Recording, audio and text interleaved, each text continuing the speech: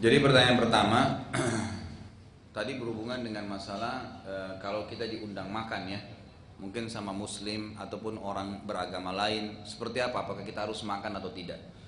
Ada adabnya dalam Islam. Apabila yang mengundang kita kaum muslimin, apabila yang mengundang kita orang Islam, maka kita langsung menghakimi sesuatu secara zahir, kelihatan.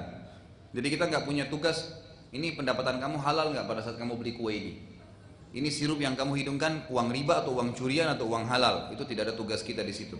Kita cukup makan selama itu yang halal di pandangan agama, gitu kan? Tugas kita begitu. Kalaupun sampai terbukti nanti itu adalah sesuatu sumber yang haram, Allah Subhanahu wa taala tidak menghukum kita dengan itu. Kalau dia kaum muslimin, kalau kita sudah tahu pendapatannya dia hanya dari zina murni, hanya dari masalah riba, tidak ada campuran lain, memang itu saja, atau dia memang penipu, atau memang dia orang koruptor, maka kita tidak boleh makan. Memang pada saat diundang kita minta maaf, gitu kan? Tidak datang kalau kita sudah jelas tahu sumbernya haram. Ini kalau kaum muslimin. Kalau orang non muslim, maka kalau seandainya ya yang dihidangkan adalah sembelihan, maka ada hukum tersendiri. Kalau mereka ahli kitab Yahudi atau Nasrani, halal kita memakan, tidak ada masalah ya, selama hewan yang dihidangkan adalah hewan yang dihalalkan dalam agama Islam, ayam, sapi itu tidak ada masalah. Nah gitu. Makanya para ulama mengatakan kalau kita lagi di negara-negara non muslim, kemudian kita temukan memang ada restoran orang Nasrani, orang Yahudi, maka masih boleh kita makan sembelihannya. Ini sesuai dengan surah Al-Maidah ayat 5 yang menceritakan tentang bolehnya memakan sembelihan ahli kitab. Tapi kalau orang selain ahli kitab, misalnya orang Hindu, orang Buddha, orang ateis, tidak punya Tuhan, gitu kan, maka ini tidak boleh dimakan sembelihannya. Ini kalau sembelihannya.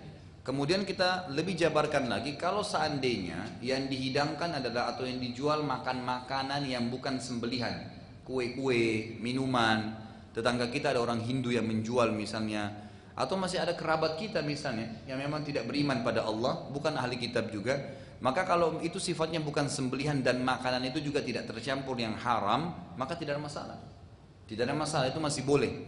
Ya makanya para sahabat pada saat mereka ke Syam, ya mereka ke Irak, pada saat Nabi SAW meninggal, mereka interaksi dengan orang-orang muslim ini. Bahkan ada di antara mereka yang sempat membeli ya samin, itu minyak samin, itu dibeli dari orang-orang Faris. Orang Faris ini orang-orang yang tidak punya Tuhan, gitu kan?